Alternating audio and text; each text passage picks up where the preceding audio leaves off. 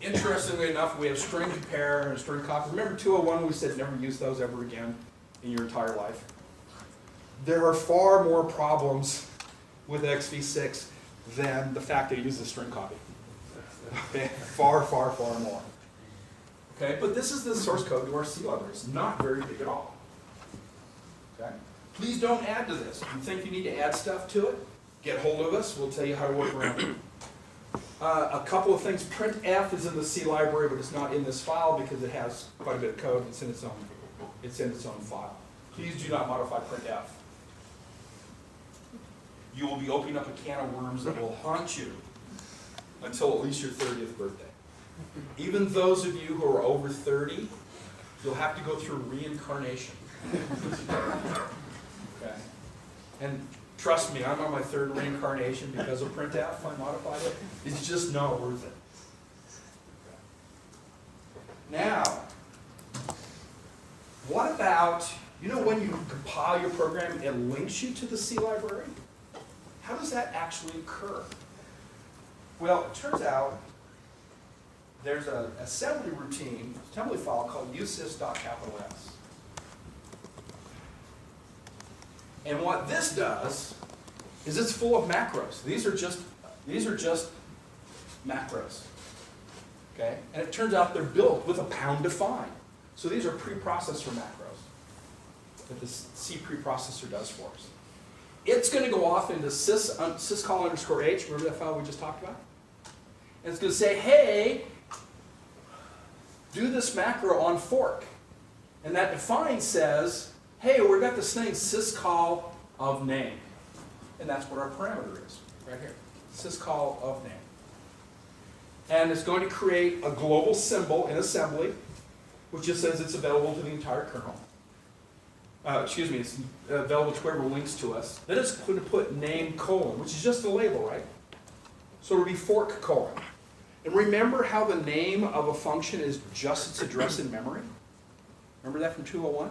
That's what we're doing here. We're just sticking it in memory. So that'll be like fork. And it'll move $, which is an immediate, right? Uppercase sys_ and then the name. Remember sys_fork that we talked about? Remember that from syscall.h? It'll move that number into register EAX. Okay? Because when we actually make a function, when we do a trap into the kernel, it turns out that the system call number needs to be in register EAX. That's just the calling convention on the Intel architecture. Then the next thing it does is it posts an interrupt using the INT. And those asynchronous events we talked about, there was like, remember exceptions, traps, all that kind of fun stuff? Well, this turns out is a synchronous trap. It's just that on the Intel architecture, traps are invoked with the, you guessed it, interrupt command. Remember how I said, I don't care if you call them traps or interrupts? This is one of the reasons why. Okay? It turns out, though, this is what's called a synchronous interrupt. My code actually invoked it. So every time I do a system call, I'm doing a voluntary change to kernel. Okay? I'm posting an interrupt that's a trap. It's a voluntary thing. I just call them interrupts. And it does the interrupt, and the interrupt number that says to post is called T_syscall, the type of syscall. And in XV6, that number is hex 40. You don't need to remember that. In Linux, it's hex 80. Okay? And it's just defined. It just says, hey, we can have 256 interrupts. Which one do you want to send to the CPU? This one says, tell them it's a system call. And then that interrupt, as part of the way the hardware is built, it's going to set up the task frame. It's like a more complicated stack frame for how the system call is going to work. And it's going to push a bunch of stuff onto the stack. And it'll be done by the hardware.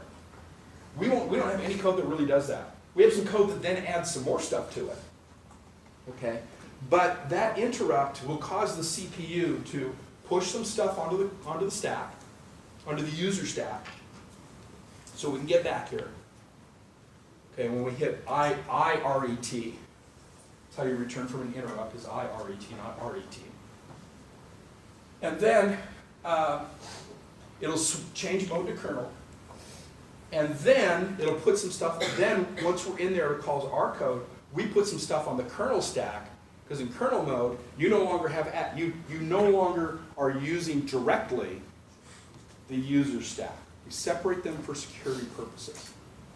Think about that. If I'm inside the operating system and I have to look at a cryptographic key, okay, we do not want some user program looking at their stack and figuring out what your cryptographic key is. So we give you an area in protected kernel memory. Each process has a private kernel stack, as well as a private process stack. Okay?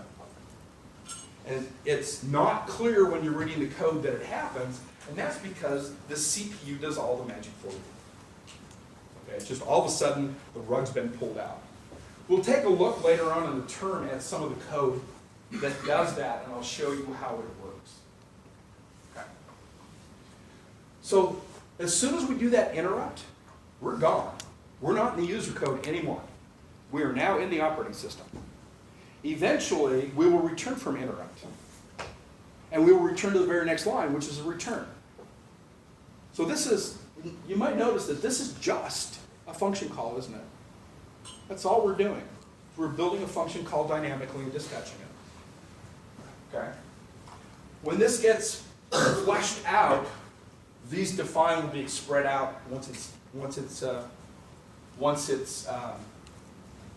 gone through the preprocessor. But by doing it with a macro, we can see that it's just the same thing over and over and over again. Okay? Does that make sense?